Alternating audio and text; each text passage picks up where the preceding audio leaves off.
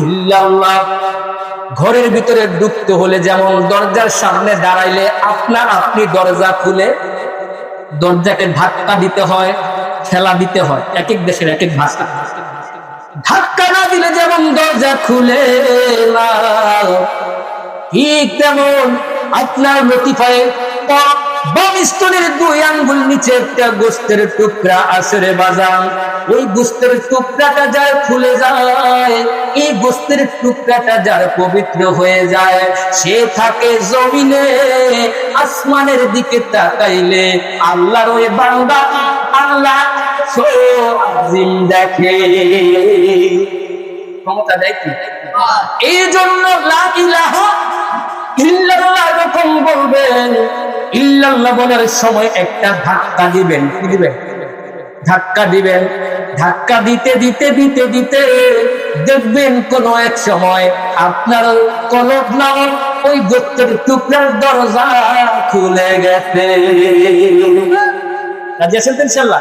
তাহলে কি লা ইলাহা লা ইলাহা লা ইলাহা ইল্লাল্লাহ হবে লা ইলাহা লা ইলাহা আরে হায়াতের মালিক যেই আল্লাহ, মৌতের মালিক সেই আল্লাহ। লা ইলাহা ইল্লাল্লাহ জোরে লা ইলাহা লা ইলাহা লা ইলাহা ইল্লাল্লাহ মুহাম্মাদুর রাসূলুল্লাহ সাল্লাল্লাহু আলাইহি ওয়াসাল্লাম। আপনার এই কলব যদি খুলিয়া যায়, আপনার ওই লতিফায়ে কলব যদি পরিষ্কার হয়ে যায়, যার কলব পরিষ্কার, আপনারা বলেন ওই লোকটা দুনিয়ার জমিনে সুদ খাইতে পারে, ঘুষ খাইতে? যার ভিতরে আল্লাহর ভয় আছে তারই তো কলব খুলবে, ঠিক কিনা? আল্লাহর ভয়, নবীর মোহাব্বত, ওলি আল্লাহর ভালোবাসা না থাকলে এই কলবের কোনো দাম আছে? কোনো দাম না। বলবেন হুজুর আল্লাহর ভয় দিয়ে কি করব? আল্লাহর ভয় আপনার মধ্যে থাকলে আপনি ভাইয়ের হক মারতে পারবেন না। আল্লাহর ভয় আপনার মধ্যে থাকলে আপনি কখনো চুগলখড়ি করতে পারবেন না। আল্লাহর ভয় যদি আপনার মধ্যে থাকে, ও দুনিয়ার মুসলমান, আপনি কখনো করবেন না, ঠিক কিনা? এই সবগুলো আমাদের মধ্যে আসেনি। উচিত কথা কই যদি খারাপ লাগতেছে? হ্যাঁ, সুদখোর, ঘুষখোর, ভাইয়ের জমি আঙ্গো গাছে ফুরে কি করে জানেন? সকালবেলা দেখি আইল, ক্ষেতের আইল আছে না আপনার এলাকায়? কি কর ক্ষেতের আইল সকালবেলা দেখি এমন, বিকালবেলা গুরন দিয়া আয়া দেখি 2 হাত বাইরা গেছে। আসেনি? কোন জায়গায় হাফ ইঞ্চি বাইরা গেছে। এমনি বাড়তে বাড়তে অন্যের জমি দখল করে আসেনি? আসেনি? আমাদের গাজীপুরে দেখেন, বোন হইলে বোনের হক দেয় না। আপনার এলাকায় বলুন না, হ্যাঁ, বোনদের হক দেয় না, লামসাম কিছু টেহা দিয়া জায়গা কিনা হাসরের ময়দানে আটকানি। আপনার এলাকার সবাই মানে আল্লাহর ওলি, মাশাআল্লাহ। হ্যাঁ, আছে? যদি আল্লাহর ভয় যদি আমাদের ভিতরে থাকতো, বলেন আমার নবী বলেন অন্যের জমি দখল করবি, শুনে যা, 1 ইঞ্চি জমি যদি তুমি দখল করো, 1 বিঘা জমি যদি তুমি দখল করো, কিয়ামতের ময়দানে কবরের মধ্যে যখন তুমি যাবা, জমিন থেকে আসমান পর্যন্ত ওইটুক পরিমাণ মাটি তোমার বুকের উপরে চাপায় দেওয়া। বলেন তো এর ওজন কি? 10 কেজি, 10 মণ? জমিন থেকে আসমান পর্যন্ত যতটুকু মাটি হবে, সম্পূর্ণ মাটি তোমার বুকের উপরে চাপায় দেওয়া হবে। এই জন্য আল্লাহ বলেন, ইয়া আইয়ুহাল্লাযীনা আমানু তাকুল্লাহ। আল্লাহ জানে কে আল্লাহকে ভয় করবে। এই জন্য আল্লাহ বলেন, হে ঈমানদারেরা, আমি আল্লাহকে ভয় করো। কি করো? ঈমানদার ছাড়া আল্লাহকে কেউ ভয় করে না। কথা কন না, কথা কন না। ইমানদার ফেরাই তুই ভোট করে না। এক লোক, ঘটনা মনে পড়ছে, কইতাম নি না খারাপ লাগবো। এক লোক লেখাপড়া করে নাই, জমি জমাও নাই, এই জন্য মানুষের বাড়িতে যায় চুরি করে। কি করে? চুরি করে। প্রশ্ন করা হলো তুমি চোর হইলে কেমনে? হুজুর চোর হইছি বংশ পরম্পরা, আমার বাপে চোর, তার দাদাই চোর। ঠিক কিনা? আমি চোর, বংশ পরম্পরায় চুরি বিদ্যা পাইছি, এমন ভাবে কৌশল করি হুজুর আজ পর্যন্ত ধরা খাই, আজ পর্যন্ত ধরা খাই নাই। এবার নিঃসন্তান, ছেলে নাই, কন্যা নাই, সন্তান নাই। ওই চোরটা আল্লাহর দরবারে ফরিয়াদ করে, মাবুদ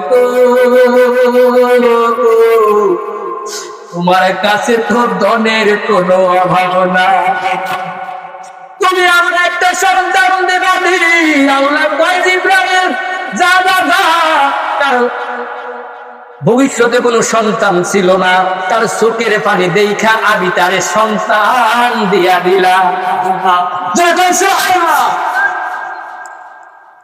প্রেমের খেলা খেলছো দয়াল রে, ও দয়াল তোমার খেলা সহজটা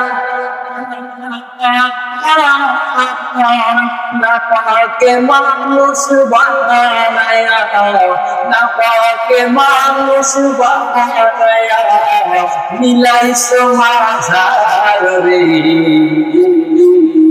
রঙের খেলা খেলছো দয়াল রে, তুমি কাউরে রাখো 10 তলাতে, কাউরে গাছ না, কাউরে খাওয়াও দুধে ভাতে, কেউ 7 দিনও না খাও, কাউরে দিলা 10টা সন্তান, রাখার জায়গা নাই, কাউরে দিলা কোটি টাকা, একটা সন্তান নাই। ঠিক কিনা? তুমি হাকিমে হইয়া হুকুম করো, পুলিশে হইয়া ধরো, সর্প হইয়া দংশন কর, পূজা হইয়া রে, প্রেমের খেলা খেলছো দয়াল রে, কথা বলুন ঠিক কিনা? আল্লাহ খুশি হইয়া তার ঘরে একটা ছেলে সন্তান দিছে, দয়া টাকা। এবার সে মনে মনে কয়, ছেলে যেহেতু হয়েছে, আমি বাবার থেকে যে চুরি বিদ্যা পেয়েছি, আমার ছেলেকেও আমি ইন্টারন্যাশনাল স্কুল বানাবো। নজরুল্লাহ কর যুবক কি বানাইবো?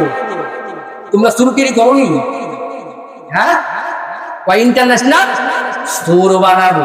যেমন কথা তেমন কাজ, কারণ সে তো জীবনে ধরা খায় না, এই টেকনিক কেউ জানে না। সন্তান যখন বড় হয় 7 বছর বয়স, বিবিরে ডাক দিয়া কয়, বিবি ও বিবি, সন্তান রেডি কর। বিবির চোখের পানি ছেড়ে যায়, স্বামী গো ছোট্ট বাচ্চা, না না না, এই খারাপ কাজে আমি দিব না, খবরদার, যা খুশি তাই কর। আমগো খাওয়ার তো বিড়ির একটু দড়ায় থাকে, ঠিক না? দিছে একটা দেব, কি করতে হবে? কয় আমার সন্তানের শরীরের মধ্যে একটা মেডিসিন লাগা। মেডিসিন কোন তো লাগাতে, মেডিসিন দিছে লাগাইয়া, স্বামীর শরীরেও মেডিসিন লাগানো শেষ, সরিষার তেল মেরা দিছে। এখন ঘর থেকে বাহির হবে, বাহির হওয়ার সময় বিবি চোখের পানি ফলায় ফলায় কান্দে, স্বামী গো আমার সন্তান রে সুর বানায়, আমি চাই আমার সন্তান হবে আল্লাহ। এবার চোর সন্তান গভীর রোদনে রওনা দিছে, লক্ষ্য টার্গেট একটা বাড়ি, যাইয়া ওই বাড়ির শীত কাটে, পিছন দিয়ে ফোটা পড়ে। কি কয় আপনাদের দেশে? কাটার পরে দেখুন করতে বল হুজুর মাহফিল হেন কাটার পর সন্তানকে লইয়া বাপে ট্রেনিং দেয়, ও বাবা আজকে তোমার প্রথম দিন, তুমি বাহিরে দাঁড়ানো থাকবা, আমি ভিতরে ঢুকবো, খবরদার যদি তোমারে কেউ দেখে, খেয়াল করে, যদি তোমারে কেউ দেখে তাহলে তুমি খালি কইবা আব্বা আইরে, কইবা আব্বা আরে এইটা যখন বলবা, ও বাবা আমি দেব উত্তর দিকে, তুমি দিবা দক্ষিণ দিকে দৌড়। ওই বন্ধের মাঝখানে একটা খেজুর গাছ আছে, ওই গাছের নিচে বাপ পুতের দেখা হইবে। ট্রেনিং কমপ্লিট, ঠিক কিনা কম? Training complete. যেই মাত্র ওই বাবা মাথাটা মাত্র ঢুকাইলো, শরীর এখনো পুরাপুরি ঢুকছে না, এমন সময় হঠাৎ কইরা ফুটে ডাক দেয়া কে, আব্বা আরে, কি কয় আব্বা আরে, বেটার কলিজার তো ফাড়ি নাই, হায় হায় সারা জীবন চুরি করলাম কেউ দেখলো না, আজকে বুঝি সন্তান লয়ে আইছি, সন্তানের সামনে বুঝি ইজ্জত থাকলো না, ধরলে তো বাপ পুতরে একটারে জিন্দা রাখতো না। এই গো দিছে দৌড়, পুতে দিছে দৌড়, মাথা দিছে দৌড়, কথা মতো বন্ধের মাঝখানে খেজুর গাছের নিচে হবে বাপের সঙ্গে দেখা। বাপ বুড়া মানুষ যাইয়া দেয় ফুট খায় মানুষ তো দিছে দৌড় খাবে রয়েছে। এবার বাপে হাঁপায় হাঁপায় গেছে, কি ব্যাপার সন্তান, 40 বছর চুরি করলাম, জীবনে কেউ দেখলো না, আজকে কে দেখলো? সন্তান চোখের পানি পালায়া পালায়া কান্দে আর জবাব দেয়, আব্বা ও আব্বা তুমি যখন বলছো কেউ আমাদেরকে দেখেনি, আমি ডানে তাকাইলাম কাউরে দেখা যায় না, আমি বাড়ি তাকাইলাম কাউরে দেখতে পাইলাম না, আমি সামনে তাকাইলাম কেউ নাই, পিছনে তাকাইলাম কেউ নাই, হঠাৎ করে আমার মনে হইল একটু উপরের দিকে তাকাইলো বাবা, সেই মাত্র আমি উপরের দিকে তাকাইলাম, আমার কাছে মনে হইল আমাদের দিকে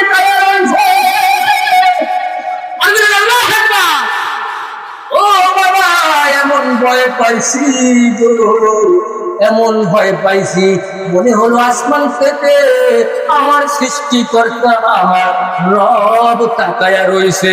এবার বাবা ছেলেটাকে দয়া ধরছে বুকের মধ্যে, কলিজার ভাস, 40 বছর চুরি করলাম, এমন সম্পদ পাইলাম না, টাকা পাইলাম, গহনা পাইলাম, আজকে তুমি যে এই সম্পদ পাওয়াইলাম, ছেলেকে কুলে কইরে বাড়ির দিকে রওনা, বিবি অপেক্ষায় সন্তানের দরজা খুলে দিছে, কি ব্যাপার হাত খালি কেন?